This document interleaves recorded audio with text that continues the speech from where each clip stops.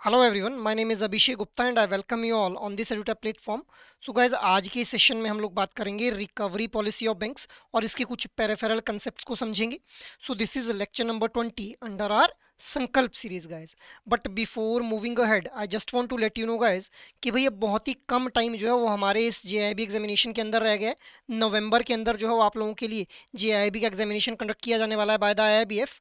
सो अब इस कम ड्यूरेशन के अंदर हम लोगों को जो है वो मोस्ट इंपॉर्टेंट टॉपिक्स, ठीक है, प्रीवियस ईयर्स के अंदर किस तरह से क्वेश्चंस फ्रेम किए गए थे and most important MCQs for each and every component of JIB examination के बारे में इन डेप्थ नॉलेज होनी चाहिए गाइज। सो अगर आप लोगों का भी यही कंसर्न है with respect to this JIB examination, so guys आप लोगों के इसी कंसर्न को रिजॉल्व किया जा रहा है with the help of E book जो कि एडुटैप के द्वारा लॉन्च की जा रही है। अब इस ई बुक का लिंक आप लोगों को इस वीडियो के डिस्क्रिप्शन में मिल जाएगा, जहां से आप लोग फ्री ऑफ कॉस्ट जो है वो most important topics, previous year questions and most important MCQs for each and every component of JIB examination के बारे में इन डेप्थ नॉलेज गैदर कर पाएंगे guys. So have a look on this E book अगर आप लोग अपनी preparation को एक सही डायरेक्शन में लेकर के जाना चाहते हैं गाइज। मूविंग अहेड, अब हम लोग आते हैं आज के सेशन के एजेंडा के ऊपर गाइज। तो देखिए, आज के इस सेशन को हम लोग स्टार्ट करेंगे with the recovery policy of banks guys. अब हम लोग जानते हैं कि भाई बैंक्स के द्वारा जब भी लोन्स दिए जाते हैं, ठीक है, तो इन लोन्स के थ्रू बैंक्स को जो है वो एक अच्छा खासा प्रॉफिट देखने के लिए मिलता है। बिकॉज जब भी लोन्स की रीपेमेंट की जाती है फ्रॉम द बोरोअर्स एंड, तो बैंक को जो है वो एक इनकम अर्न होती है in the form of interest guys. अब फॉर एग्जांपल एक ऑर्गेनाइजेशन है या फिर एक इंडिविजुअल है, ए इंडिविजुअल, जिस इंडिविजुअल के द्वारा 10 लाख रुपए का जो था वो लोन लिया गया था। अब ये 10 लाख रुपए का लोन इसने लिया हुआ था, बट ये इस लोन को जो है वो रीपे नहीं कर पा रहा है। अब जब रीपे नहीं कर पाएगा तो मतलब बैंक को अपना पैसा जो उसने लैंड किया था वो पैसा रिसीव नहीं हो पाएगा। अब बैंक को किसी ना किसी तरह से अपना पैसा तो रिकवर करना है। तो आज के इस सेशन के अंदर हम लोग जो है वो अलग अलग मेथोडोलॉजीज के बारे में बात करेंगे which are being used by the banks as a recovery policy. मतलब क्या कुछ टूल्स या फिर क्या कुछ पॉलिसी का पार्ट बनता है जब भी बैंक्स के द्वारा जो अपने फंड्स लेंड किए गए होते हैं उनको रिकवर किया जाता है बैंक्स के द्वारा। सो हम लोग जो है वो सबसे पहले बात कर लेते हैं प्रियम्बल के बारे में। अब गाइस देखिए, प्रियम्बल क्या है। प्रियम्बल जो है वो हम लोगों को एक समरी देता है कि भाई किस तरह से जो है वो पॉलिसी को फ्रेम किया जाएगा। जैसे हम लोग जानते हैं कि कॉन्स्टिट्यूशन का भी एक प्रियम्बल हम लोगों को देखने के लिए मिलता है, जिसके अंदर जो फिलॉसफी है हमारे कॉन्स्टिट्यूशन की वो अंडरलाइन की गई होती है। इसी तरह से जो हमारा रिकवरी पॉलिसी रहती है, इसका जो प्रियम्बल रहता है, इसके अंदर हम लोगों को देखने के लिए मिलता है कि what is the actual philosophy, किस फिलॉसफी को बेस मान के जो है वो रिकवरी पॉलिसी को डिजाइन किया जाएगा। सो प्रियम्बल के अंदर हम लोग बात कर लेते हैं क्लॉजेज ऑफ रिकवरी पॉलिसी के बारे में कि भाई क्या कुछ क्लॉजेज जो है वो ध्यान में रखे जाएंगे जब भी रिकवरी पॉलिसी को डिजाइन किया जाएगा बैंक्स के द्वारा। तो सबसे पहले कि भाई जो रिकवरी पॉलिसी है it should be built on dignity and respect for customers. मतलब ऐसा नहीं है कि आप अगर कोई कस्टमर, जैसे मान लो अभी हम लोगों ने एक कस्टमर का एग्जाम्पल लिया था, तो 10 लाख रुपए अगर एक कस्टमर ने लिए हुए थे एज ए लोन और अगर उनको रीपे नहीं कर पा रहा है, तो बैंक जो है वो उसके पास राइट तो है उन फंड्स को रिकवर करने का, but keeping in mind the dignity and respect for customer. Customer की जो डिग्निटी और जो सेल्फ रिस्पेक्ट है उसको हर्ट किए बिना जो है वो रिकवरी करनी है बैंक को। इसके अलावा किसी भी तरह के कोर्सिव प्रैक्टिसेस को अवॉइड करना है। ऐसा नहीं है कि डरा के धमका के थ्रेटन करके जो है वो हम लोग अपने पैसे को रिकवर करना स्टार्ट कर दें फ्रॉम दिस ए इंडिविजुअल या फिर बोरोवर गाइस। इसके अलावा जब भी रिकवरी पॉलिसी डिजाइन की जाएगी तो there will be a focus on fair practices for debt collection and security repossession to build the customer confidence. So बहुत ही फेयर प्रैक्टिसेस जो फॉलो की जाएंगी जब भी बैंक ने अपना अमाउंट को रिकवर करना है। और अगर रिकवर नहीं कर पा रहा है बैंक अपना अमाउंट, तो अगर जो इस इंडिविजुअल ए के द्वारा एज ए सिक्योरिटी कोई एसेट दिया गया था, ठीक है, उस एसेट को जब पोजेस करना है बैंक ने, तो वहां पे भी जो है वो बिल्कुल जो फेयर प्रैक्टिसेस हैं उनको अडॉप्ट किया जाएगा। ऐसा नहीं है कि बिन मतलब अनफेयर या फिर अनएथिकल वे के अंदर जो है वो इस इंडिविजुअल ए की जो प्रॉपर्टी है उसको पोजेस कर ले बैंक, ऐसा नहीं हो सकता है, ठीक है। आफ्टर दैट रीपेमेंट शेड्यूल जो है वो कंसिडर किया जाएगा बोरोअर्स पेइंग कैपेसिटी को ध्यान में रखते एंड कैश फ्लो पैटर्न। सो जो रीपेमेंट शेड्यूल रहेगा, जिस शेड्यूल के अकॉर्डिंग जो है वो बोरोअर को अपने अमाउंट को रीपे करना रहता है, वो उस जब भी उस रीपेमेंट शेड्यूल को डिजाइन किया जाएगा तो that repayment schedule should be designed bye considering कि भाई ये जो ए बोरोअर है इसकी पेइंग कैपेसिटी कितनी है। अब 10 लाख का लोन ले लिया और इसकी जो महीने की इनकम है अगर वो 20,000 रुपये है, ठीक है, 20,000 रुपीज़ इसकी अगर महीने की इनकम हम लोगों को देखने के लिए मिल रही है, और हम लोगों ने जो इसकी रीपेमेंट की जो इंस्टॉलमेंट्स थी वो 15,000 रुपये इसकी री इंस्टॉल मतलब जो इंस्टॉलमेंट है वो बना दी है, हर महीने 15,000 लेने हैं अभी इससे। बट अब अगर 20,000 रुपये इसकी इनकम है तो 15,000 रुपये कहाँ से अपनी इंस्टॉलमेंट दे देगा, बिकॉज इसको अपने जो बाकी खर्चे हैं वो भी तो पूरे करने हैं। तो इसीलिए जब भी रीपेमेंट शेड्यूल बनाया जाएगा तो बोरोवर की जो पेइंग कैपेसिटी है उसको ध्यान में रखेंगे। और कैश फ्लो का पैटर्न कैसा है, कैश फ्लो का पैटर्न होने का मतलब क्या है कि भाई जो बोरोवर है उसके पास जो कैश है वो रेगुलर तरीके से जो है उसके पास कैश आ रहा है, या फिर इरेगुलर वे में, मतलब किसी महीने 10 लाख रुपए आ गए, किसी महीने 10,000 रुपए आ रहे हैं, ऐसा है, या फिर एक रेगुलर फ्लो ऑफ इनकम जो है वो एक इंडिविजुअल बोरोवर को रिसीव हो रही है। तो इन दोनों फैक्टर्स को ध्यान में रखा जाएगा जब भी रीपेमेंट शेड्यूल को जो है वो डिजाइन किया जाएगा। अब ये रीपेमेंट शेड्यूल भी हमारा रिकवरी पॉलिसी का ही पार्ट बन जाता है गाइस। इसके अलावा there should be a clear communication of interest calculation and repayment method, कि भाई किस तरह से इंटरेस्ट जो कैलकुलेट किया जाएगा, मंथली बेसिस के ऊपर किया जाएगा, क्वार्टरली या फिर एनुअली जो है वो इंटरेस्ट कैलकुलेट किया जाएगा, और रीपेमेंट मेथड कैसा रहेगा, क्या फिक्स्ड इंस्टॉलमेंट्स रहेंगी या फिर स्टेप अप ईएमआई के थ्रू जो रीपेमेंट की जाएगी, क्या मेथड जो फॉलो किया जाएगा, इसकी क्लियर वे के अंदर जो है कम्युनिकेशन की जानी चाहिए किसको, बोरोवर को, फ्रॉम द लेंडर्स एंड। ठीक है, next is expectation for the customer to adhere to the agreed repayment schedule. अब रिकवरी पॉलिसी में ऐसा नहीं है कि सिर्फ बैंक को ही यहाँ पे जो है वो एक एंटिटी माना जा रहा है, दूसरी एंटिटी को भी यहाँ पे जो कंसिडरेशन में लाया जा रहा है, that is customer. So customer को भी जो है वो सारी टर्म्स एंड कंडीशन को एडहेयर करना होगा। जो भी लोन जब सेंक्शन किया गया होगा या फिर अप्रेज किया जा रहा होगा उस टाइम के ऊपर जो भी टर्म्स और कंडीशंस बाध्य रही होंगी रिगार्डिंग दिस रीपेमेंट शेड्यूल, उन सभी टर्म्स और कंडीशंस को जो है वो एडहेयर करना पड़ेगा कस्टमर को भी। ठीक है, इसका एम क्या रहता है, aims at recovering dues in case of default. अब ये जो रिकवरी पॉलिसी इसका बेसिक एम क्या है कि भाई अगर डिफॉल्ट कर जा रहा है बोरोवर तो उस केस में अमाउंट को कैसे रिकवर करना है, उसी को ध्यान में रख के जो है रिकवरी पॉलिसी को डिजाइन किया जाता है गाइज। इसके अलावा recognise fairness and transparency in repossession, valuation and realisation of security. तो अगर इस ए इंडिविजुअल के द्वारा ये 10 लाख रुपए का लोन लिया गया था, अब इस 10 लाख रुपए के लोन को लेती बार जो भी एज ए सिक्योरिटी, अगर मान लो कि एज ए सिक्योरिटी कोई एसेट जो था वो इस इंडिविजुअल ने दिया हुआ था, एसेट मान लेते हैं कि एक पीस ऑफ लैंड थी, तो इस लैंड के ये जब भी लोन लिया जाता है तो सिक्योरिटी क्यों दी जाती है, सो दैट अगर कल को ये बोरोवर डिफॉल्ट कर जाए तो बैंक इस सिक्योरिटी के थ्रू अपने अमाउंट को रिकवर कर ले। अब जब भी बोरोवर डिफॉल्ट करता है तो जो ये सिक्योरिटी के तौर पे एसेट दिया गया है इसकी जो रीपोजिशन है या फिर इसकी वैल्यूएशन और रियलाइजेशन होनी है, वैल्यूएशन और रियलाइजेशन का मतलब क्या है कि इस लैंड की कितनी वैल्यू है उसकी एक प्रॉपर वैल्यूएशन होगी फ्रॉम द अप्रूव्ड वैल्यूअर, और फिर उसको बेच करके जो है वो बैंक अपने अमाउंट को रिकवर कर लेगा। सो ये सारे प्रोसेस के अंदर काफ़ी ट्रांसपेरेंसी जो है वो देखने के लिए मिलनी चाहिए। ऐसा नहीं है कि बोरोवर को पता ही ना हो कि भाई मेरे लैंड को जो है वो रिपोजेस कर लिया गया है या फिर इसको जो है वो सेल आउट करने की कोशिश की जा रही है। There will be proper procedure जिसके बारे में अभी हम पढ़ेंगे, अभी डिस्कस करेंगे इसके बारे में कि क्या प्रोसीजर रहेगा, कैसे जो है वो रिपोजेशन वैल्यूएशन वगैरह की जाएगी। After that all the practices should be aligned with legal requirements. So legal bindings को ध्यान में रखते हुए ही जो रिकवरी पॉलिसी है that should be designed guys. तो ये हम लोगों ने क्लॉजेज ऑफ रिकवरी पॉलिसी के बारे में बात कर ली। मूविंग अहेड, नेक्स्ट हम लोग बात कर लेते हैं प्रोसीजर के बारे में। सो देखिए जब भी रिकवरी पॉलिसी डिजाइन की जाएगी तो उसके अंदर सबसे पहले जो है वो फॉलोअप किया जाएगा with the borrower with the help of return communication, telephonic reminders, या फिर कई बार हम लोगों को देखने के लिए मिलता है कि बैंक की तरफ से इम्प्लॉयज़ को भी विजिट पे भेजा जाता है कि भाई इन्फॉर्म कर दिया जाए किसको, बोरोवर को, by return communication, telephonic reminders या फिर विजिट्स के थ्रू भी जो है वो उनके साथ फॉलोअप किया जाता है कि भाई आप जो है वो डिफॉल्ट कर रहे हैं and kindly repay the amount to the bank. ठीक है, आफ्टर दैट लीगल और रिकवरी मेजर जो भी लिए जाएंगे those not to be initiated without notice, एक प्रॉपर नोटिस जो है वो दिया जाएगा पहले बोरोवर को, उसके बाद ही लीगल या फिर रिकवरी मेजर जो है वो लिए जा सकते हैं from the bank and guys. After that अगर हम लोग रीपोजिशन की बात करें, so repossession of the security for recovering dues will be done after due notice as per the legal provision.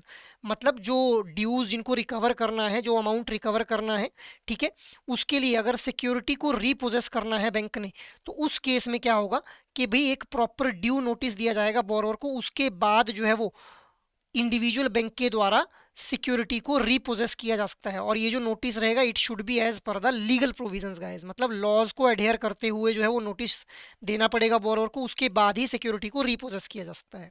After that valuation and sale of property. अब देखिए bank के पास जो राइट होता है to recover any remaining balance from the borrower, जो borrower है उसके पास जो भी बोरोवर की तरफ से जो अमाउंट रीपे नहीं किया गया है उस अमाउंट को रिकवर करने का जो राइट है वो एक बैंक के पास होता है। कि कैसे कर सकता है बोरोवर इस चीज़ को, मतलब बैंक जो किस तरह से रिकवर कर सकता है इस अमाउंट को, आफ्टर द प्रॉपर्टी सेल, जो प्रॉपर्टी एज ए सिक्योरिटी दी गई थी उसको सेल आउट करके, utilising set off and lien on the borrower's account deposit with excess amount returned to the borrower. अब होगा क्या कि जो बोरोवर है उसके द्वारा अगर रीपेमेंट नहीं की जा रही है तो जो बैंक है उसके द्वारा सिक्योरिटी को जो है वो रिपोजेस कर लिया जाएगा, उसको सेल आउट कर दिया जाएगा। अब उस प्रॉपर्टी को सेल आउट करने के बाद जो अमाउंट रिकवर होगा उसमें से जितना अमाउंट बैंक को रिक्वायर्ड है, जितना अमाउंट जो बैंक ने लेंड किया था, जो उसने रिकवर करना था बोरोवर से, उस अमाउंट को बैंक अपने पास रख लेगा और एक्सेस अमाउंट को जो है वो बोरोवर को वापस कर दिया जाएगा guys. After that opportunity for the borrower to take the security. अब ऐसा नहीं है कि एक बार जो एज ए सिक्योरिटी एक एसेट बैंक के पास रखा गया था फ्रॉम द बोरोवर्स एंड, उसको एक बार अगर बैंक ने ले लिया तो फिर जो बोरोवर है उसको वापस नहीं ले सकता है। There is opportunity for the borrower as well. So bank resort to repossession only as a last resort. जब कोई भी तरीका नहीं बचता है बैंक के पास अपने अमाउंट को रिकवर करने का, उसी टाइम के ऊपर जो है वो बैंक रिकवरी के प्रोसेस को कंप्लीट करने के लिए जो रिपोजेशन को ऑप्ट करता है। अब बैंक में कंसीडर रिटर्निंग द प्रॉपर्टी। अब बैंक रिटर्न भी कर सकता है उस प्रॉपर्टी को जो रिपोजेस की गई है बैंक के द्वारा, अगर बैंक को लगता है कि भाई जेन्युइन डिफॉल्ट जो है वो बोरोवर के एंड से देखने के लिए मिला है, मतलब या तो बोरोवर की तरफ से जो रीपेमेंट नहीं हो पा रही थी उसके पीछे बहुत ही जेन्युइन कारण है, जैसे कोई उसको मेडिकल इमरजेंसी से डील करना पड़ा हो, या फिर उसको कोई पर्सनल सेटबैक फेस करना पड़ा हो, या फिर बिजनेस में किसी तरह का सेटबैक फेस करना पड़ा हो जिस वजह से वो रीपेमेंट ना कर पाया हो। तो अगर बैंक को लगता है कि जेन्युइन जो डिफॉल्ट है वो बोरोवर के एंड से देखने के लिए मिला है, तो बैंक उस प्रॉपर्टी को रिटर्न करने के बारे में भी कंसीडर कर सकता है guys. After that recovery process structured sequentially involving various steps from persuasion to repossession and the property sale. So बहुत ही स्ट्रक्चर्ड वे के अंदर जो है वो रीपोजेशन और सेल ऑफ द प्रॉपर्टी की जाएगी, जो कि सिक्योरिटी के तौर पे एसेट दिया गया है। ठीक है, वही प्रॉपर्टी, उसी प्रॉपर्टी की यहाँ पे बात की जा रही है for the purpose of recovery. ऐसा नहीं है कि अनस्ट्रक्चर्ड वे में, मतलब अगर आज डिफॉल्ट कर रहा है तो कल को उसकी जो सिक्योरिटी के तौर पे उसने जो एसेट दिया था उसको बेच दिया या फिर उससे पैसे को रिकवर कर लिया, ऐसा नहीं होता है। एक प्रॉपर सीक्वेंस को जो है वो फॉलो किया जाएगा बैंक के द्वारा, स्ट्रक्चर्ड वे के अंदर जो है रिकवरी पॉलिसी में ये रीपोजेशन वाले स्टेप को डाला जाता है गाइस। सो आई होप कि ये जो प्रोसेस हम लोगों ने समझा it is clear to you all now. Moving ahead, अब हम लोग बात कर लेते हैं सारफेजी एक्ट के बारे में। सो गाइज ये जो सारफेजी एक्ट है it plays an important role जब भी बैंक्स को जो है वो रिकवरी करनी होती है अपने अमाउंट की फ्रॉम द बोरोवर्स। तो अब अगर बैंक को रिकवरी करनी है अपने अमाउंट की फ्रॉम द बोरोवर्स एंड, तो बैंक को जो है वो जजेस के आसपास ना घूमना पड़े, मतलब जुडिशरी के चक्कर ना लगाने पड़े, उस चीज से बचने के लिए इस सारफेजी एक्ट को जो था वो लाया गया था। सारफेजी एक्ट का मतलब क्या है? Securitisation and reconstruction of financial assets and enforcement of security interest act 2002, 2002 के अंदर जो था सारफेजी एक्ट को लाया गया था गाइस। अब देखिए ये जो सारफेजी एक्ट है, इस एक्ट को लाने के लिए रिकमेंड किया था जो नरसिम्हन कमेटी 2 थी और जो अंद्युराजन कमेटी थी। इन्होंने हाईलाइट किया कि भाई there is a need for the legal framework to address the NPS. जो नॉन परफॉर्मिंग एसेट बढ़ते जा रहे थे, उन नॉन परफॉर्मिंग एसेट्स को टैकल करने के लिए there is a need for legal provision, मतलब कुछ लॉज की जरूरत है, किन्हीं एक्ट्स की जरूरत है। ये रिकमेंड किया था किसने? नरसिम्हन कमेटी 2 एंड अंद्युराजन कमेटी के द्वारा रिकमेंड किया गया था। अब ये जो सरफेजी एक्ट हम लोगों को एक्शन में आता हुआ देखा हम लोगों ने 2002 के अंदर, इसके ऑब्जेक्टिव्स क्या थे? सबसे पहला ऑब्जेक्टिव था कि हम लोग जो लॉन्ग टर्म एसेट्स हैं उनको एक तो रियलाइज करवा पाए। रियलाइज करवाने का मतलब क्या है? कि उनसे जो अमाउंट रिकवर नहीं हो रहा है उस अमाउंट को रिकवर करवा पाए। दूसरा, इंप्रूविंग रिकवरी फॉर एनपीएस, जो नॉन परफॉर्मिंग एसेट्स। अब नॉन परफॉर्मिंग एसेट्स के बारे में हम लोगों ने ऑलरेडी डिस्कस किया हुआ है कि भाई जब एसेट्स जो कि लोन्स हैं जिनके थ्रू जब इनकम आना बंद हो जाती है तो उसको हम लोग क्या बोल देते हैं, नॉन परफॉर्मिंग एसेट बोल देते हैं। तो इन नॉन परफॉर्मिंग एसेट्स की रिकवरी को इंप्रूव करने के लिए हम लोग जो थे वो इस सरफेसी एक्ट को लेकर के आए थे गाइज। अब क्या कुछ प्रोविजंस हम लोगों को इस सरफेसी एक्ट के अंदर देखने के लिए मिलते हैं। तो सबसे पहला जो प्रोविजन है that is securitisation of financial assets. Securitisation of financial assets का मतलब क्या है, अब देखिए बैंक्स के द्वारा अलग अलग तरह के जो लोन्स हैं वो डिस्ट्रीब्यूट किए जाते हैं, ठीक है। तो अलग अलग तरह के ये जो लोन्स हैं, इन लोन्स को बंडल करना और इनको पूल करना, ठीक है।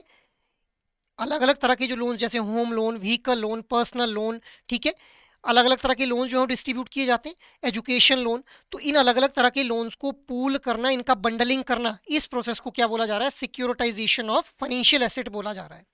After that reconstruction of financial asset.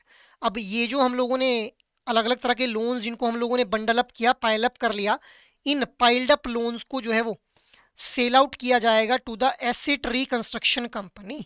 Asset reconstruction company जिसको हम लोग एआरसी के नाम से भी जानते हैं। अब ये जो पूल्ड लोन्स हैं इनको जो है वो थर्ड पार्टी इन्वेस्टर को जो सेल आउट किया जाएगा, वहां पे बीच में जो मिडल रोल प्ले करेगा that will be played by the asset reconstruction company, जहां पे ये जो पूल्ड लोन्स हैं इनको रीपैकेज किया जाएगा in the form of securities, जैसे कोलेट्रल डिपॉजिट्स, ठीक है। इसकी फॉर्म में जो है वो इनको रीपैकेज किया जाएगा इन लोन्स को। Then these loans will be selled out to the third party investors guys. So ये हम लोगों ने रिकंस्ट्रक्शन ऑफ फाइनेंशियल एसेट्स के बारे में बात कर ली। After that next provision is recognition of any interest created in the security for the due repayment of a loan as a security interest. अब इसका मतलब क्या है कि देखिए हम लोग जानते हैं कि जब भी लोन्स जो है वो डिस्ट्रीब्यूट किए जाते हैं बोरोवर्स को, तो बोरोवर्स के एंड से कुछ ना कुछ सिक्योरिटी जो है वो ज़रूर डिपॉजिट करवाई जाती है इन लोन्स के अगेंस्ट में। सिक्योरिटी मतलब कोई एसेट, ठीक है, या फिर इक्विवेलेंट एसेट जो है वो एज ए सिक्योरिटी जो है डिपॉजिट किया जाता है from the borrowers and, so that अगर कल को बोरोवर डिफॉल्ट कर जाए तो इस सिक्योरिटी, इस सिक्योर्ड एसेट के थ्रू जो है वो बैंक रिकवर कर पाए। तो जब भी हम लोगों को जो है वो सरफेसी एक्ट इंप्लीमेंट होता हुआ देखने के लिए मिलता है, तो वहां पे अगर कोई भी सिक्योरिटी दी गई है by the borrower to the bank, ठीक है, और अगर बोरोवर जो है वो डिफॉल्ट कर रहा है, बोरोवर जो है वो ड्यू रीपेमेंट नहीं कर पा रहा है, तो बैंक का जो है वो बिल्कुल एक लीगल राइट बन जाता है उस सिक्योरिटी के ऊपर, ठीक है, उस सिक्योर्ड एसेट के ऊपर गाइस। सो यही बोला गया है, recognition of any interest created in the security for due repayment of loan as a security interest guys. Security interest का मतलब क्या है कि लीगल राइट हो जाता है वहां पे बैंक का under this SARFAESI act on the secured asset guys. After that power to enforce such security for the realization of money due to bank and financial institution in the event of default without the intervention of court. अब ये जो secured asset है इसको जो है वो cell out करके इससे अमाउंट को रियलाइज करवाया जा सकता है, ठीक है, without the intervention of court as per the provisions of SARFAESI act guys. This is the biggest provision जो कि एक रिलैक्सेशन प्रोवाइड करता है बैंक्स को कि भाई वो सरफेसी एक्ट को फॉलो करते हुए बिना कोर्ट की इंटरवेंशन के जो है वो सिक्योर्ड एसेट्स के थ्रू अपने अमाउंट को रियलाइज करवा सकते हैं गाइस, जो भी उनको आना था, चाहे वो बैंक्स हो चाहे वो फाइनेंशियल इंस्टीट्यूशन हो, दोनों के द्वारा ही जो अमाउंट रिकवर करना था उस अमाउंट की रिकवरी के लिए जो सिक्योर्ड एसेट है उसको सेल आउट करके जो है वो अपने अमाउंट को रिकवर किया जा सकता है even without the intervention of court. Court की परमिशन की जरूरत नहीं रहती है यहाँ पे। अब enabling provisions for setting up a central registry for the purpose of registering transactions of securitization, reconstruction and creation of security interest. So SARFAESI act के अंदर जो है वो एक सेंट्रल रजिस्ट्री को सेटअप करने का जो भी जो है वो प्रोविजन रखा गया है, बैंक्स के द्वारा जो है वो सेंट्रल रजिस्ट्री को सेटअप किया जा सकता है for the purpose of registering the transactions regarding this securitisation. अभी मैंने आप लोगों को बताया सिक्योरिटाइजेशन क्या है, pooling of multiple kind of loans, उसको हम लोग क्या बोल रहे हैं, सिक्योरिटाइजेशन बोल रहे हैं। रिकंस्ट्रक्शन क्या है, उन लोन्स को सिक्योरिटीज में कन्वर्ट करके थर्ड पार्टी इन्वेस्टर को सेल आउट करना with the help of asset reconstruction companies, उसको हम लोग क्या बोल रहे हैं, रिकंस्ट्रक्शन ऑफ फाइनेंशियल एसेट्स बोल दे रहे हैं गाइस। सो इन पर्पजेज के लिए जो भी ट्रांजेक्शन्स की जाएंगी उन ट्रांजेक्शन्स की सेटलमेंट के लिए उनके एक ओवरव्यू रखने के लिए बैंक्स के द्वारा जो है सेंट्रल रजिस्ट्री को भी सेटअप किया जा सकता है गाइस। सो ये हम लोगों ने प्रोविजंस के बारे में बात कर ली under the SARFAESI act guys. अब देखिए जो भी पावर्स यहाँ पे सरफेसी एक्ट के अंदर हम लोगों को देखने के लिए मिल रही हैं, these power under this act have an overriding effect on the other laws. बाकी जो भी लॉज हम लोगों को रिकवरी पॉलिसी के रिगार्डिंग या फिर रिकवरी ऑफ लोन्स के रिगार्डिंग देखने के लिए मिलते हैं, उन सभी लॉज के ऊपर जो है एक ओवरराइडिंग इम्पैक्ट हम लोगों को देखने के लिए मिलता है किसका, सरफेसी एक्ट का। मतलब जो भी प्रोविजंस हैं वो ज़्यादा हावी हो जाएंगे in comparison to other laws और अदर प्रोविजंस जो भी हम लोगों को देखने के लिए मिलते हैं apart from the SARFAESI act provisions guys. ठीक है, मूविंग अहेड, नेक्स्ट हम लोग बात कर लेते हैं कि किस तरह के फाइनेंशियल एसेट्स को जो है वो सिक्योरिटाइज और रिकंस्ट्रक्ट किया जा सकता है under this SARFAESI act guys. So सबसे पहले क्लेम टू डेट और रिसीवेबल्स, चाहे वो सिक्योर्ड नेचर के हों चाहे वो अनसिक्योर्ड नेचर के हों। सो जो भी लोन्स चाहे वो सिक्योर्ड या फिर अनसिक्योर्ड नेचर के हैं, सिक्योर्ड और अनसिक्योर्ड का मतलब क्या है कि मतलब जिन लोन्स के अगेंस्ट में जो सिक्योरिटी के तौर पे कोई एसेट दिया गया है चाहे नहीं दिया गया है, अगर नहीं दिया गया कोई एसेट एज ए सिक्योरिटी तो उसको हम लोग क्या बोल देंगे, अनसिक्योर्ड लोन। और अगर कोई सिक्योरिटी के तौर पे कोई एसेट दिया गया है from the borrowers end to the bank तो उस तरह के लोन को हम लोग क्या बोल देंगे, सिक्योर्ड लोन बोल देंगे गाइस। तो these assets can be securitized and reconstructed. After that, debt secured by mortgage or charge on immovable property. Immovable property के केस में जो है ये मॉर्टगेज टर्म का यूज किया जाता है। फॉर एग्जांपल अगर कोई इंडिविजुअल जो है घर बनाने के लिए लोन ले रहा है और उसी घर को जो है वो एज ए सिक्योरिटी दे रहा है तो उसको हम लोग क्या बोल देंगे, मॉर्टगेज बोल देंगे।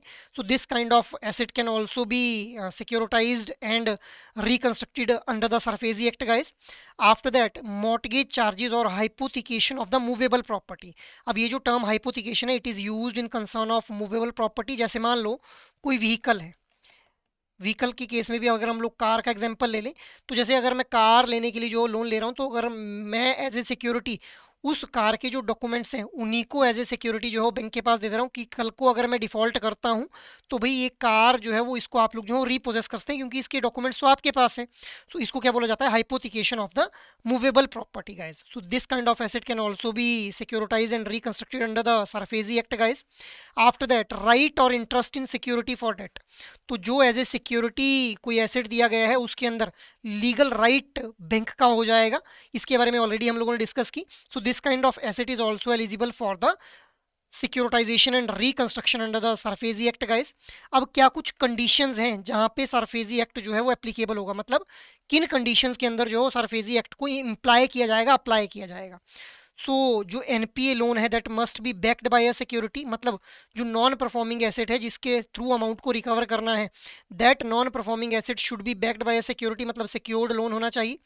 आउटस्टैंडिंग जो अमाउंट है इंक्लूडिंग द इंटरेस्ट वो दैट शुड एक्सीड ₹1,00,000, जो आउटस्टैंडिंग अमाउंट है इंक्लूडिंग इंटरेस्ट। अब हम लोग जानते हैं कि लोन के दो कंपोनेंट देखने के लिए मिलते हैं हम लोगों को, प्रिंसिपल और इंटरेस्ट गाइस। सो जो आउटस्टैंडिंग अमाउंट और जो इंटरेस्ट है इन दोनों को मिला करके जो अमाउंट है वो टोटल अमाउंट जो है वो 1,00,000 से ज़्यादा होना चाहिए, तभी सरफेसी एक्ट के प्रोविजंस को जो है अप्लाई किया जाएगा for the purpose of recovery. After that dues should be 20% और more of the principal and interest. So जो अमाउंट रिकवर करना है उस अमाउंट की जो वैल्यू है वो प्रिंसिपल और इंटरेस्ट अमाउंट से जो है वो 20% या फिर इससे ज़्यादा होनी चाहिए गाइस, तभी जो है वो सरफेसी एक्ट को अप्लाई किया जा सकेगा। The secured asset can not be an agricultural land. अगर सिक्योर्ड लोन है, जो सिक्योर्ड एसेट है मतलब कोई लोन लिया गया है उसके अगेंस्ट में जो सिक्योरिटी दी गई है अगर वो कोई एग्रीकल्चरल लैंड है तो उस केस में जो है वो सरफेसी एक्ट को अप्लाई नहीं किया जाएगा। After that enforceable documents with minimum 6 month validity required, मतलब जब भी देखिए लोन एग्रीमेंट जो साइन किया जाता है between the borrower and the lender तो लेंडर के पास जो है वो राइट होता है उस लोन एग्रीमेंट के अकॉर्डिंग कि भाई जो सिक्योरिटी के तौर पे एसेट दिया जा रहा है फ्रॉम द बोरोवर उस एसेट के थ्रू अपने अमाउंट को जो है वो बोरोवर वो लेंडर जो है वो रिकवर कर पाएगा अगर बोरोवर डिफॉल्ट कर जाता है। अब सरफेसी एक्ट जो है वो जब भी अप्लाई किया जाएगा तो जो वो डॉक्यूमेंट्स रहेंगे, जो एग्रीमेंट रहेगा उसके अंदर जो वो रिकवरी वाला पार्ट है कि भाई इस सिक्योर्ड एसेट के थ्रू जो बैंक है वो अपने अमाउंट को रिकवर कर पाएगा, उसकी जो वैलिडिटी है वो मिनिमम 6 मंथ्स की वैलिडिटी जो है वो होनी चाहिए जब भी सरफेसी एक्ट को जो है वो अप्लाई किया जाएगा। मतलब 6 मंथ्स की मिनिमम वैलिडिटी का मतलब क्या है कि जब भी एक इंडिविजुअल बैंक के द्वारा सरफेसी एक्ट का यूज किया जाएगा for the purpose of recovery तो जो लोन एग्रीमेंट है उस लोन एग्रीमेंट के अकॉर्डिंग जो राइट रहता है एक लेंडर का ऑन द सिक्योर्ड एसेट वो राइट जो है वो मिनिमम 6 मंथ की वैलिडिटी पीरियड के अंदर रहना चाहिए। मतलब जब भी सरफेसी एक्ट को अप्लाई किया जाएगा तो उससे 6 महीने तक जो है वो एक लेंडर के पास राइट होना चाहिए उस सिक्योर्ड एसेट के थ्रू अपने अमाउंट को रिकवर करने का। आफ्टर दैट कंसोर्टियम, मतलब अगर एक बोरोवर ए है, उसने मल्टीपल लेंडर्स जैसे बैंक B1, B2, B3, 3 तरह के बैंक्स के थ्रू जो है वो लेंडिंग की हुई है, कंसोर्टियम लेंडिंग की हुई है, तो उस केस में जो लेंडर्स हैं that with at least 60% of dues must agrees for the SARFAESI act 2002 action. तो ये जो सभी लेंडर्स हैं B1, B2, B3, इनका जो है वो एटलीस्ट 60% जो है वो 60% जो है वो 60% ऑफ द ड्यूज जो है वो यहाँ पे लेंडर्स को रिकवर करने के लिए होने चाहिए, तभी जो है वो सरफेसी एक्ट के थ्रू एक्शन लिया जा सकेगा। ठीक है, तो ये हम लोगों ने एप्लीकेशन ऑफ सरफेसी एक्ट के बारे में बात कर ली गाइस। मूविंग अहेड, अब देखिए हम लोग जो सरफेसी एक्ट के प्रोसीजर को समझ लेते हैं कि देखिए एक बार अगर एक अकाउंट को नॉन परफॉर्मिंग एसेट घोषित कर दिया गया, तो जो सरफेसी एक्ट है ये एम्पावर करता है सिक्योर्ड क्रेडिटर को कि भाई एक डिमांड नोटिस जो इशू किया जाए under section 13 clause 2 to the defaulting borrower या फिर गारंटर और mortgagor requiring them to discharge the dues in full within 60 days from the notice receipt. मतलब कि जब भी एक अकाउंट को जो है वो एनपीए डिक्लेयर कर दिया गया है, तो उसके बाद जो सिक्योर्ड क्रेडिटर है, सिक्योर्ड क्रेडिटर का मतलब क्या है कि ऐसा बैंक जिसने जब लोन दिया था तो कुछ ना कुछ सिक्योरिटी ले ली थी अपने पास। ठीक है, तो सिक्योर्ड क्रेडिटर के द्वारा जो है वो एक डिमांड नोटिस इशू किया जाएगा डिफॉल्टर को कि भाई वो 60 दिन के अंदर अंदर जो है वो अपने फुल अमाउंट की पेमेंट कर ले फ्रॉम द नोटिस रिसीट। जिस दिन उसको नोटिस रिसीव होगा उसके 60 दिन के अंदर अंदर जो है वो रीपेमेंट कर दी जाए फ्रॉम द बोरोवर्स एंड, ऐसा लिखा गया होगा उस डिमांड नोटिस के अंदर।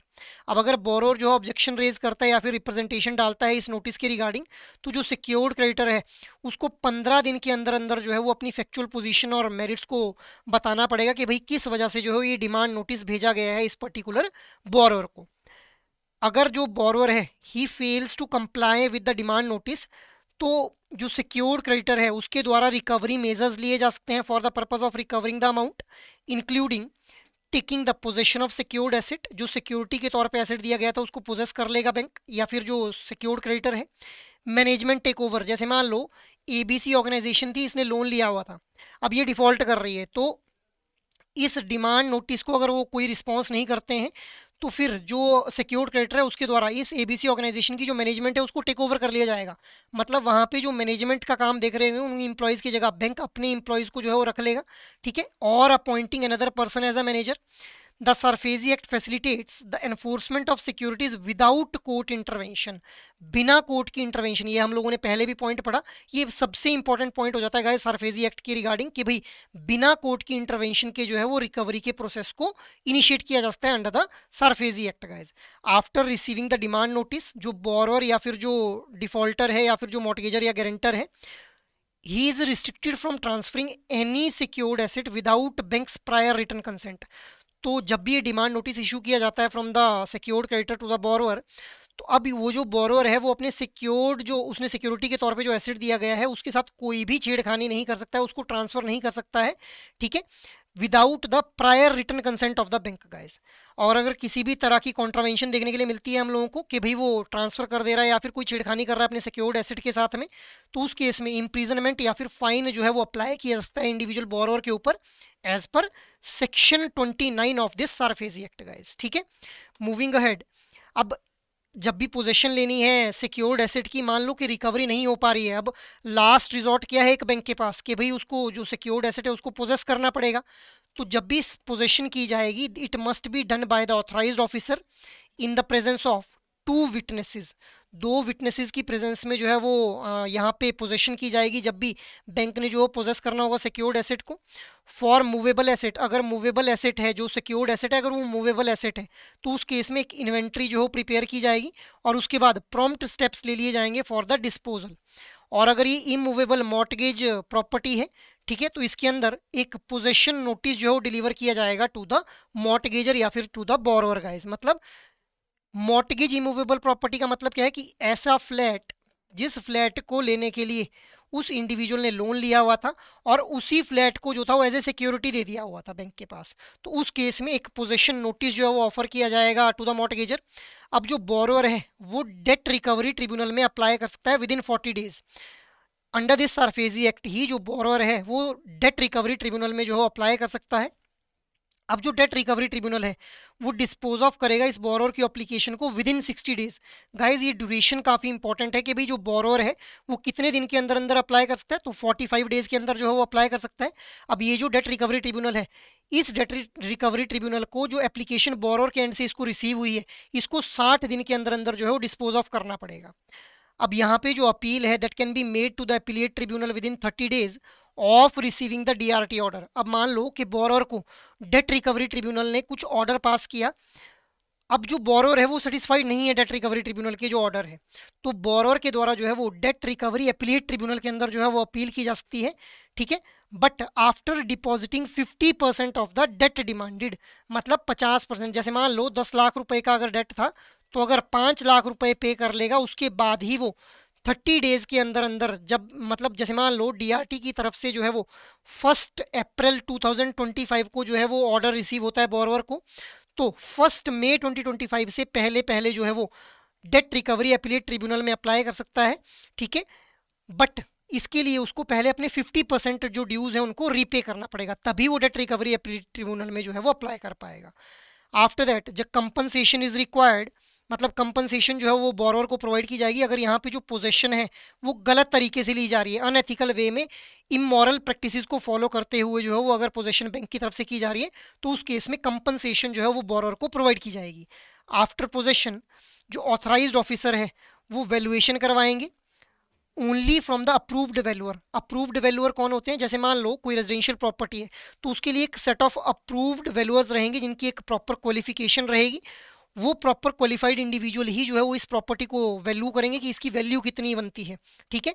और उसके अकॉर्डिंग जो फिक्स करेंगे reserve price in consultation with the secured creditor. और 30 दिन का जो सेल नोटिस है वो दे दिया जाएगा बोरोवर को कि भाई 30 दिन के अंदर अंदर आप पेमेंट कर दो, अदरवाइज जो है इस प्रॉपर्टी को हम लोग सेल आउट कर देंगे।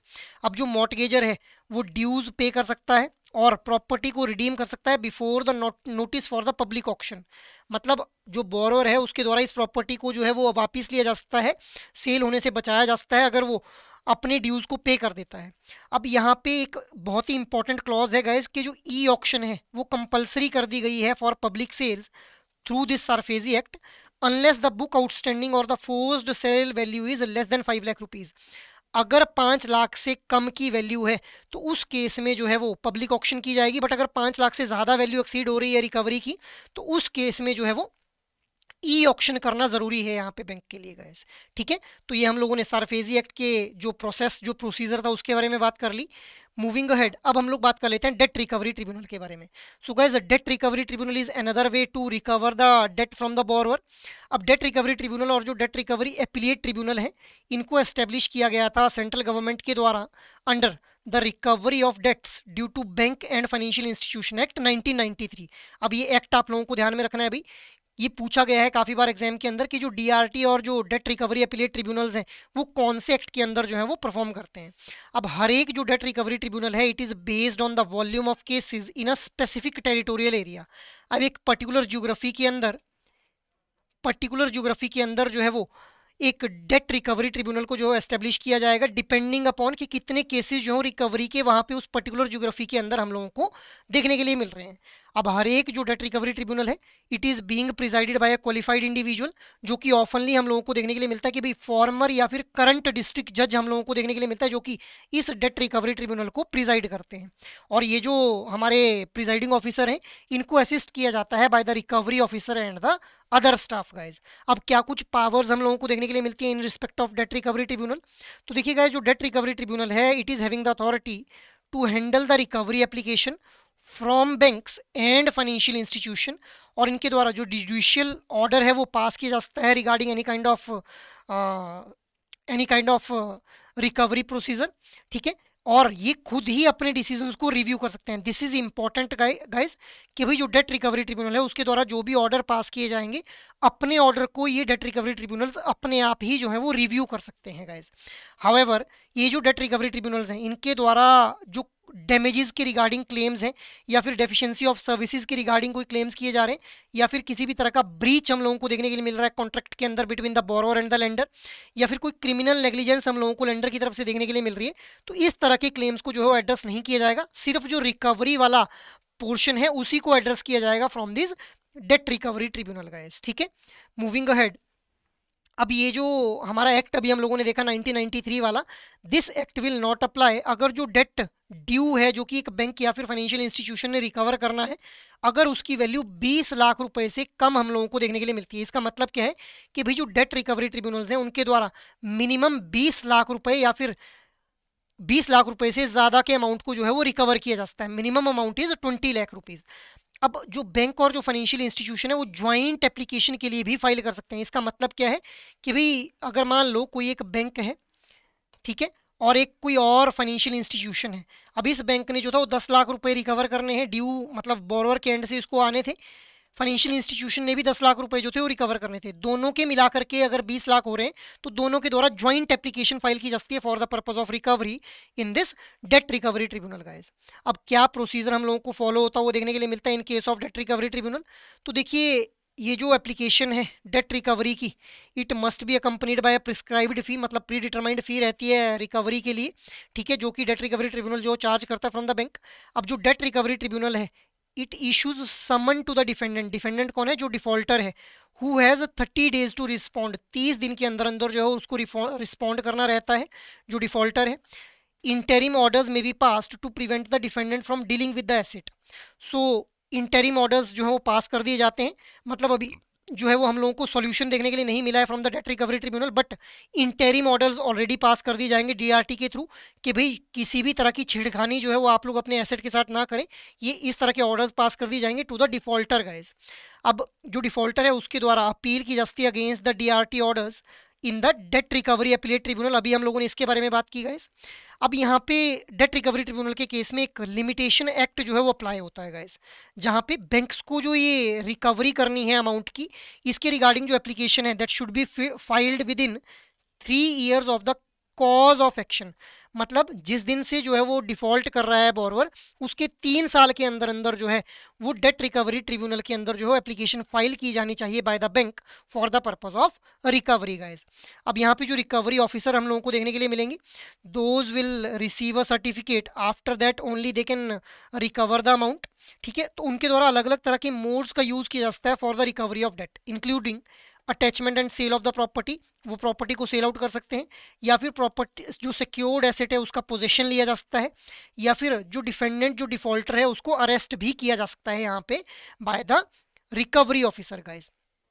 अब जो सिक्योर्ड क्रेडिटर है these are actually having the priority in realising the debt over other claims. Secured creditor का मतलब क्या है कि एक ऐसा बैंक जिसके द्वारा जब लोन डिस्ट्रीब्यूट किया गया था तो इस लोन के अगेंस्ट में कुछ ना कुछ एज ए सिक्योरिटी जो थी वो ली गई थी, तो इस सिक्योर्ड क्रेडिटर को जो है वो प्रायोरिटी दी जाएगी अपने अमाउंट को रिकवर करने में, ठीक है, इन कंपैरिजन टू अदर्स जिन्होंने किसी भी तरह की सिक्योरिटी जो थी वो नहीं ली थी जब भी उन्होंने लोन्स को डिस्ट्रीब्यूट किया था, इंक्लूडिंग गवर्नमेंट ड्यूज। अब इसका मतलब क्या है कि जैसे मान लो कि एक बोरोवर है जो डिफॉल्ट कर गया है, अब जो बैंक है उस बैंक के द्वारा जब उसको लोन दिया गया था तो कुछ ना कुछ सिक्योरिटी उसकी तरफ से रखी गई थी वहां पे बैंक के पास में। अब जब बैंक रिकवरी कर रहा है यहाँ पे डेट रिकवरी ट्रिब्यूनल के थ्रू, तो उस बैंक को प्रेफरेंस दी जाएगी in comparison to the government, क्योंकि हालांकि मान लो कि गवर्नमेंट को भी उसने कुछ टैक्स पे करना था, बट वो गवर्नमेंट को टैक्स पे करने से पहले क्या करेगा, उस जो रिकवरी है वहां पे हम लोग जो है उस सिक्योर्ड क्रेडिटर मतलब उस फाइनेंशियल इंस्टीट्यूशन को प्रेफरेंस देंगे रदर देन गवर्नमेंट ड्यूज, क्योंकि उसने जो था वो सिक्योरिटी वहां पे उस बोरोवर से जो थे वो ले ली हुई थी जब लोन डिस्ट्रीब्यूट किया था। इन केस ऑफ इंसॉल्वेंसी और bankruptcy proceeding priority is subject to the relevant legal procedures, ठीक है। तो जब भी इंसॉल्वेंसी या फिर बैंक्रप्सी की सिचुएशन हम लोगों को देखने के लिए मिलती है तो उस केस में जो रेलेवेंट लीगल प्रोविजंस है उनको फॉलो किया जाता है, अदरवाइज सिक्योर्ड क्रेडिटर को जो है वो प्रायोरिटी दी जाएगी in comparison to unsecured creditor या फिर गवर्नमेंट ड्यूज गाइस, ठीक है। मूविंग अहेड, नेक्स्ट हम लोग बात कर लेते हैं लोक अदालत के बारे में। अब देखिए गाइस जो नॉन परफॉर्मिंग एसेट्स को रिकवर करने का जो प्रोसेस है वो सबसे ईजीएस्ट प्रोसेस रहता है और चीपेस्ट और फास्टेस्ट तरीके से किया जा सकता है with the help of Lok अदालत गाइस। अब जो लोक अदालत हैं ये ऑपरेट करती हैं under the legal service authority act 1987। इनके द्वारा हम लोग ये देखते हैं कि जो लोक अदालत से इनका मेजर ओवरआर्चिंग एम क्या रहता है कि भाई फ्री लीगल सर्विस प्रोवाइड करना टू द वीकर सेक्शन और to the underserved section, ensuring कि भाई इक्वल जस्टिस की अपॉर्चुनिटीज जो है वो प्रोवाइड की जाए जो भी हमारे डिप्राइव्ड सेक्शन ऑफ सोसाइटी हैं। अब लोक अदालत जो है वो नेशन वाइड ऑर्गेनाइज की जाती हैं, जिनके थ्रू हम लोग ये देखते हैं कि भाई केसेस को सॉल्व आउट किया जाता है, केसेस को डिस्पोज ऑफ किया जाता है with the help of arbitration. Arbitration का मतलब क्या है, बिचौलिए बिचौलिए की तरह एक्ट करते हैं ये लोक अदालत between the borrower and the lender, और कॉस्ट इफेक्टिवनेस को प्रमोट करते हुए जो केसेस को डिस्पोज ऑफ कर दिया जाता है गाइस। अब क्या कुछ की कमिटमेंट्स हम लोगों को ये जो लीगल सर्विस अथॉरिटी एक्ट है इसके अंदर देखने के लिए मिलती हैं कि भाई की committees under this act include national legal service authority. ठीक है, कौन कौन सी की कमेटीज हम लोगों को देखने के लिए मिलती है, national legal service authority at a national level, state legal service authority at the state level, district legal service authority at the district level, और ताल्लुक legal service committee at the ताल्लुकात लेवल, मतलब ग्रास रूट लेवल के ऊपर जो ताल्लुक legal service committee हम लोगों को देखने के लिए मिलेगी गाइस। अब इन लोक अदालत को जो ऑर्गेनाइज किया जाता है depending upon the interval, place and jurisdiction as they deem fit guys, मतलब कि किस तरह के एरिया के अंदर, किस तरह के ज्योग्राफी के अंदर, कितने पर्टिकुलर इंटरवल के अंदर हम लोगों को जो है इन लोक अदालत को जो है वो अरेंज करना है, ऑर्गेनाइज करना है। इट डिपेंड्स कि किस तरह के रिकवरी के केसेस जो है वो हम लोगों को देखने के लिए मिल रहे हैं। अब जो लोक अदालत है these strive to achieve compromise guided by the principle of justice, equity and fair play. So justice, proper justice जो है वो प्रोवाइड किया जाए, इक्विटी मतलब बराबरी से जो है वो डिसीजन होना चाहिए, अनबाइस्ड डिसीजन यहाँ पे जो है वो दिया जाना चाहिए, और फेयर प्रैक्टिसेस जो है वो फॉलो की जानी चाहिए for the purpose of recovery. इसको ध्यान में रखते जो है वो लोक अदालत को ऑर्गेनाइज किया जाता है गाइस। अब लोक अदालत के द्वारा जो भी डिसीजंस दिए जाएंगे those will be treated as a decree of civil court, मतलब सिविल कोर्ट के डिसीजन के बराबर जो है लोक अदालत के डिसीजन को माना जाएगा। And these are final with no appeal option, इनके अगेंस्ट कहीं पे कोई अपील नहीं की जा सकती है गाइज। जैसा हम लोगों ने देखा ना डीआरटी के केस में, हम लोग देख रहे थे कि भाई डेट रिकवरी अपीलेट ट्रिब्यूनल में आप लोग अपील कर सकते हैं। लोक अदालत के द्वारा जब कोई डिसीजन दे दिया जाएगा तो उन डिसीजन के अगेंस्ट कहीं पे भी अपील नहीं की जा सकती है गाइज। अब चाहे प्री लिटिगेटिव केसेस हो चाहे सूट फील्ड केसेस हो, इनका मतलब क्या है, प्री लिटिगेटिव मतलब अभी लिटिगेशन फाइल नहीं की गई है, सूट फील्ड मतलब लिटिगेशन को फाइल कर दिया गया है कोर्ट में। तो दोनों ही केसेस के अंदर हमारा जो अमाउंट है वो कितना रखा गया है, 20 लाख रुपए तक जो है वो रखा गया है। मतलब चाहे प्री लिटिगेटिव केस है चाहे वो सूट फील्ड केस है, 20 लाख रुपए तक की जो रिकवरी का प्रोसेस है उसी को डील किया जाएगा बाय द लोक अदालत for the purpose of resolution guys. ठीक है, मूविंग अहेड, अब व्हाट आर द स्टेप्स जो कि फॉलो किए जाते हैं बैंक्स के द्वारा for the recovery with the help of Lok अदालत। सो सबसे पहले एनपीएस को आइडेंटिफाई किया जाएगा with dues up to 20 lakh in the branch. एक ब्रांच के अंदर कितने ऐसे एनपीएस हैं जिनमें 20 लाख रुपया जो अमाउंट है वो ड्यू है, अभी जो रिकवर करना है, मतलब जो रीपे नहीं कर पा रहे हैं बोरोवर्स। ठीक है, उन अमाउंट्स को जो है वो उन अकाउंट्स को जो आइडेंटिफाई किया जाएगा। आफ्टर दैट सेपरेट पिटीशन, हर एक अकाउंट के लिए जो सेपरेट पिटीशन यहाँ पे जो डाली जाएगी to the legal service authority guys. After that refer identified cases to usual Lok Adalat organise periodically by the legal service authority. तो जो लीगल सर्विस अथॉरिटीज हैं, चाहे स्टेट लीगल सर्विस अथॉरिटी है चाहे नेशनल लीगल सर्विस अथॉरिटी है, उनके द्वारा particular interval के ऊपर जो लोक अदालत ऑर्गेनाइज की जा रही हैं, यूजुअली जो ऑर्गेनाइज की जा रही हैं, उनके अंदर जो है वो इन केसेस को रेफर किया जाएगा for the purpose of recovery. इसके अलावा डिस्ट्रिक्ट और तालुक लीगल सर्विस अथॉरिटी को भी अप्रोच किया जा सकता है कि भाई एक्सक्लूसिवली लोक अदालत जो है एस्टेब्लिश की जाए for the purpose of bank recovery cases guys. ठीक है, after that a petition will be filed with the consent of legal service authority, और बोरोवर के साथ जो कोऑर्डिनेट किया जाएगा। नेसेसरी परमिशन जो ली जाएगी from the regional office for the proposed settlement term, कि भाई किस तरह से जो सेटलमेंट करवानी है इस लोन की, उसके लिए रीजनल जो ऑफिस है उसकी परमिशन ली जाएगी। जो लोक अदालत है it is being presided by a judicial officer, जिसके द्वारा जो एक अवार्ड है वो पास किया जाएगा with the consent of both parties. Both parties कौन हो जाएंगी यहाँ पे, अब बोरोवर और लेंडर, दोनों पार्टीज का जो है वो म्यूचुअल कंसेंट होना चाहिए। उसके बाद जो है वो फाइनल अवार्ड या फिर फाइनल डिसीजन जो है वो लोक अदालत के द्वारा पास किया जाएगा। अब जो सेटलमेंट टर्म है उसके अंदर क्या हो सकता है कि या तो हम लोग जो है डाउन पेमेंट के रिगार्डिंग कुछ एडजस्टमेंट कर लें, ठीक है, या फिर शॉर्ट ड्यूरेशन के अंदर जो फुल अमाउंट को पे करना है, इंस्टॉलमेंट्स के अंदर जो हो पेमेंट करनी है, तो किस तरह से जो लोन को सेटल करवाना है, क्योंकि अल्टीमेटली स्मूथ जो सेटलमेंट ऑफ लोन है वो करवाना जो है वो पर्पज़ है हमारे लोक अदालत का यहाँ पे। सो सेटलमेंट टर्म्स के अंदर क्या कुछ इंक्लूड हो सकता है कि भाई या तो डाउन पेमेंट ज़्यादा कर ली जाए, ठीक है, या फिर शॉर्ट ड्यूरेशन में जो फुल अमाउंट कर ली जाए, या फिर इंस्टॉलमेंट्स के अंदर पेमेंट की जाए। अब इसके अंदर लोक अदालत के थ्रू जब भी रिकवरी की जाएगी तो हम लोग एम्फेसाइज करते हैं कि भाई कंसेंट जो है वो होना चाहिए। जब भी हम लोग लोक अदालत की प्रोसीडिंग्स को ध्यान में रखते हैं regarding the recovery of the loan amount, तो कंसेंट बहुत ही इंपॉर्टेंट रोल प्ले करता है कि भी दोनों पार्टीज का कंसेंट होना चाहिए guys. It includes a default clause in the award for non compliance. अगर किसी भी तरह का नॉन कंप्लायंस मतलब जो सेट ऑफ स्टैंडर्ड्स है उनको फॉलो नहीं किया जाता है, तो उस केस में जो एक डिफॉल्ट क्लॉज यहाँ पे इंक्लूड किया जाता है जब भी हम लोग लोक अदालत के थ्रू जो रिकवरी करते हैं guys. In case of Lok अदालत कमिटमेंट ब्रीच, एक एग्जीक्यूशन प्रोसीडिंग को जो है वो इमीडिएटली इनिशिएट कर दिया जाता है कि मतलब लोक अदालत की जो कमिटमेंट्स है अगर उनके अंदर किसी भी तरह का ब्रीच हम लोगों को देखने के लिए मिलता है, मतलब क्या है कि जैसे मान लो लोक अदालत ने बोला कि भाई जो बोरोवर है वो हर महीने जहां उसने अभी 5,000 रुपये किस्त देनी थी, अब वो जो है वो 2,500 रुपये किस्त देगा। हालांकि जो रीपेमेंट पीरियड है उसको बढ़ा देते हैं हम लोग, लेंडर भी मान गया, पर कर को बोरोवर अगर ये 2,500 रुपये देने से भी मना कर दे तो उसके अगेंस्ट फिर एग्जीक्यूशन प्रोसीडिंग जो है इमीडिएटली इनिशिएट की जा सकती है। किसी भी तरह की कोई अपील जो है वो लोक अदालत की डिसीजन के अगेंस्ट कहीं पे नहीं की जा सकती है गाइस। ऑलरेडी इसके बारे में हम लोगों ने डिस्कस किया। अब this approach expedites recovery with simplicity and efficiency of Lok Adalat procedure.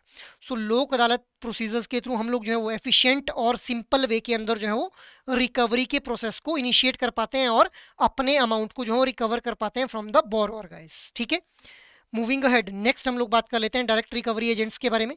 सो देखिए गाइस, जब भी रिटेल लोन्स की रिकवरी की जाती है तो कुछ कंट्रोवर्शियल मेथड जो रिकवरी एजेंट्स के द्वारा फॉलो की जाते हैं। इस तरह की इमेजेस हमारे माइंड में आती हैं कि भाई डरा के धमका के जो रिकवरी एजेंट्स के द्वारा पैसा लिया जाएगा अगर डिफॉल्ट करता है बोरोवर। पब्लिक सेक्टर बैंक्स जो है वो इस रिकवरी वाले प्रोसेस को इंटरनली हैंडल करते हैं, जबकि प्राइवेट या फिर फॉरेन बैंक्स के द्वारा आउटसोर्स किया जाता है रिकवरी एजेंट्स को, specially for the delinquent account. जो डेलिक्वेंसी जिन अकाउंट्स के अंदर देखने के लिए मिलती है हम लोगों को, उन अकाउंट्स के थ्रू अमाउंट को रिकवर करने के लिए जो प्राइवेट और फॉरेन बैंक है उनके द्वारा रिकवरी एजेंट्स को आउटसोर्स किया जाता है गाइस। आउटसोर्स मतलब बाहर से जो है वो हायर किया जाता है on a fee based income या फिर कमीशन बेस्ड इनकम गाइस। अब आरबीआई के द्वारा कुछ गाइडलाइंस हम लोगों को देखने के लिए मिलती है regarding this debt recovery agents. So due to concern over the unethical practices, क्योंकि हम लोगों को कई बार देखने के लिए मिला कि ये जो डेट रिकवरी एजेंट्स हैं वो अनएथिकल वेज का यूज करते हैं for recovering the amount from the borrowers. तो इसी के लिए आरबीआई के द्वारा कुछ पॉलिसीज और प्रोसीजर जो हैं वो डिजाइन किए गए हैं। सबसे पहले आरबीआई ने बताया कि भाई एंगेजमेंट ऑफ रिकवरी एजेंट्स के बारे में।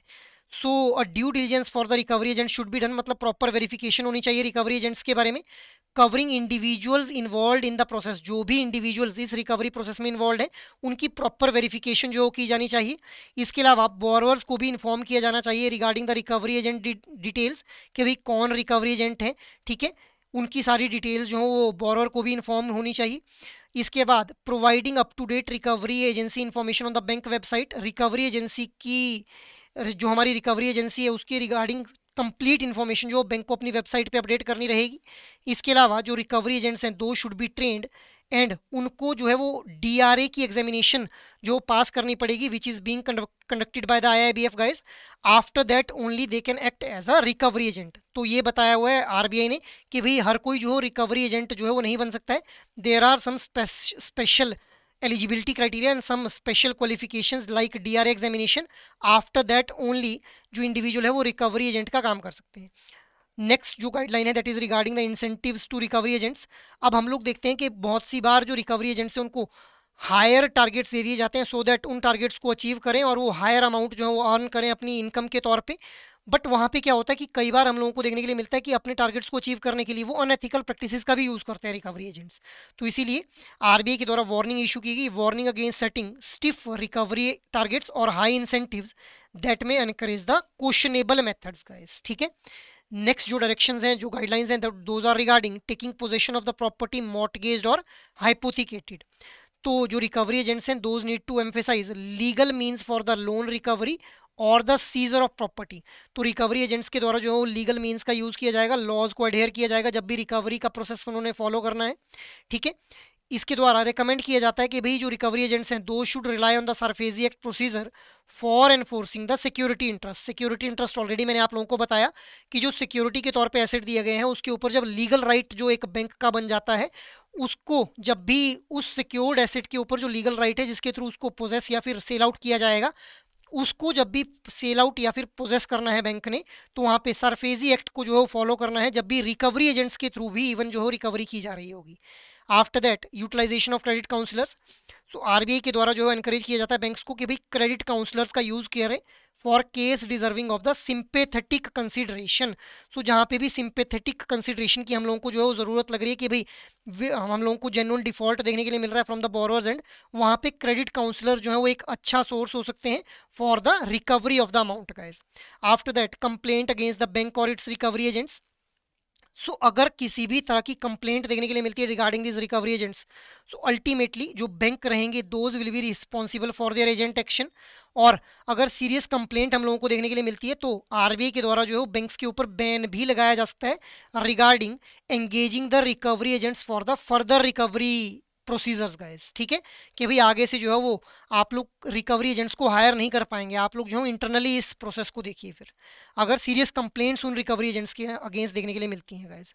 आफ्टर दैट नेक्स्ट जो गाइडलाइन है that is regarding periodical review. अब यहाँ पे क्या है कि आरबीआई के द्वारा एडवाइस किया जाता है बैंक्स को कि वो पीरियोडिकली रिव्यू करें और रिकवरी मैकेनिज्म को जो है वो इम्प्रोवाइज करें कि किस तरह से और ट्रांसपेरेंट और एथिकल वे का यूज करके जो है रिकवरी की जा सकती है। अब आरबीआई की जो गाइडलाइंस हैं this aim to curb unethical practices, ensures the transparency and promote the legal mean for the loan recovery guys. So ये हम लोगों ने डायरेक्ट रिकवरी एजेंट्स के बारे में बात कर ली और क्या कुछ गाइडलाइंस उनको इशू की गई हैं by the RBI guys. Now there is a question for you guys. अब ये क्वेश्चन जो था वो मई 2023 के अंदर फ्रेम किया गया था guys. So up to what amount limit recovery of non performing asset through Lok Adalat can be done. लोक अदालत के द्वारा कितने अमाउंट तक की जो रिकवरी हो की जा सकती है, 1 लाख रुपीज, 10 लाख, 20 लाख या फिर 25 lakh rupees. So what should be the right answer है? The right answer will be option number C guys. अभी हम लोगों ने इसके बारे में बात की। Moving ahead next question again यहाँ से जो है मई 2023 का जो साइकिल का एग्जामिनेशन हुआ वहां पे ये क्वेश्चन फ्रेम किया गया था। Within which time period the possession notice should be published in two leading newspapers, one of which should be in a vernacular language under the SARFAESI act 2002। So एक महीने के अंदर, 15 दिन के अंदर, 7 डेज के अंदर या फिर no time period is being mentioned guys. What should be the right answer है? Right answer will be option number C, मतलब 7 दिन के अंदर अंदर जो है वो लीडिंग 2 न्यूज़पेपर्स के अंदर जो है पोजेशन नोटिस को जो है वो पब्लिश किया जाना चाहिए जब भी इंडिविजुअल जो क्रेडिटर हैं उनके द्वारा सिक्योर्ड एसेट को जो है वो पोजेस किया जा रहा होगा। और वो जो न्यूज़पेपर हैं उनमें से एक जो है वो कैसा होना चाहिए, वर्नाकुलर लैंग्वेज, मतलब लोकल लैंग्वेज के अंदर जो है वो न्यूज़पेपर पब्लिश किया होना चाहिए। सो this is also under the SARFAESI act guys. Moving ahead next question is, अब ये वाला क्वेश्चन जो था वो जून 2024 के अंदर फ्रेम किया गया था guys. Which of the following guidelines regarding recovery agents are correct? Bank must have a due diligence process for engaging recovery agents, including verification of their antecedents. Banks are not required to inform borrowers about the detail of recovery agents. Recovery agents can operate without any identification or authorization letter from the banks. Bank should not conduct re-verification of antecedents of recovery agents after the initial verification, guys. So, what should be the right answer here? Right answer will be option number A, कि भाई एक due diligence process को follow करना है recovery agents को जब भी engage किया जाएगा, including verification of their antecedents guys. ठीक है, that is why option A यहाँ पे जो है बिल्कुल सही आंसर हो जाएगा। नेक्स्ट क्वेश्चन जो था it was framed in October 2024 cycle examination guys. अब क्या क्वेश्चन था? SARFAESI act can be initiated only if loan account is classified as NPA and backed by a security, outstanding dues are 20% or above of the principal and interest amount, outstanding in the account including the interest accrued is more than rupees 1 lakh, या फिर all of the above guys. So what should be the right answer here? Right answer will be option number D. तो ये सारी ही conditions बिल्कुल सही हो जाती हैं सरफेसी एक्ट को इनिशिएट करने के लिए या फिर अप्लाई करने के लिए guys. Moving ahead next question is, अब गाइज ये वाला जो क्वेश्चन था वो मई 2025 साइकिल के एग्जामिनेशन में फ्रेम किया गया था। सो क्वेश्चन क्या था? A borrower has filed a suit against a bank for the deficiency of services and breach of contract. The bank approaches the debt recovery tribunal seeking recovery of the dues. Can the DRT hear the borrower's claim for deficiency of services or breach of contract? Options are yes, the DRT can hear all the claims related to banking disputes. No, the DRT cannot hear the claims of deficiency of service or breach of contract. Option C is only if both parties agrees to it. Option D is yes, but only after referring to the civil court. So what should be the right answer here? The right answer will be option number B, कि भाई date recovery tribunal can not here the deficiency of services और breach of contract के regarding कोई भी claim है उनको जो है वो हेयर नहीं कर सकता है DRT guys. So this is all for today session guys. Now in the end I just want to let you know guys कि भाई ये तो हम लोग जो है वो इस संकल्प सीरीज के थ्रू मोस्ट इंपॉर्टेंट 25 जो टॉपिक्स हैं उनको डिस्कस कर रहे हैं। बट अगर आप लोग जो है कॉम्प्रिहेंसिव प्रेपरेशन करना चाहते हैं तो आप लोग एडुटैप की वेबसाइट के ऊपर विजिट कर सकते हैं, जहाँ पे आप लोगों को कोर्सेज नाम का टैब देखने के लिए मिलेगा। जैसे ही कोर्सेज नाम के टैब के ऊपर आप लोग जाएंगे तो यहाँ पे आप लोगों को JIB कोर्सेज देखने के लिए मिलेगा। When ever you will B scrolling down तो यहाँ पे JIB का कंप्लीट मास्टर कोर्स देखने के लिए मिल जाएगा आप लोगों को। सो जिसके अंदर आप लोगों को चारों component that is IND-IFS, PPB, RBWM और AFM चारों कंपोनेंट्स के लिए जो है लाइव क्लासेस, कंसेप्ट नोट्स और मॉक टेस्ट प्रोवाइड किए जाएंगे guys. So you can have a look on this master course अगर आप लोग एक कॉम्प्रिहेंसिव प्रेपरेशन करना चाहते हैं गाइस। अपार्ट फ्रॉम दिस आप लोग अगर इंडिविजुअल मास्टर कोर्स में खुद को एनरोल करना चाहते हैं तो you just need to click on this single option और यहाँ से आप लोगों को IND-IFS, PPB, AFM और RBWM चारों कंपोनेंट्स के लिए जो है वो इंडिविजुअल मास्टर कोर्सेज अवेलेबल हो जाएंगे गाइस। अब इनमें से किसी भी कोर्स में अगर आप लोग खुद को एनरोल करना चाहते हैं so guys this is the right time for you. Why? Because EduTap के द्वारा स्पेशल डिस्काउंट जो ऑफर किया जा रहा है from 9th to 11th September guys. अब इस टाइम पीरियड के अंदर अगर आप लोग JIB 80 कोड का यूज करते हैं then you will be getting a flat discount of 80% on complete master course as well as the individual master course for each and every component of JIB examination guys. So hurry up guys, अगर आप लोग खुद को enrol करना चाहते हैं किसी भी कोर्स के अंदर which can help you out with respect to your JIB preparation. So that is all from my side for this particular session guys. I hope ये सेशन आप लोगों को अच्छे लग रहे हैं। अगर एक्चुअल में ये सेशन आप लोगों को पसंद आ रहे हैं तो इन सेशंस को लाइक, शेयर और सब्सक्राइब कर ले। और अगर आप लोगों की कोई भी क्वेरी हो तो आप लोग मेल कर सकते हैं hello@edutap.co.in के ऊपर। जय हिंद।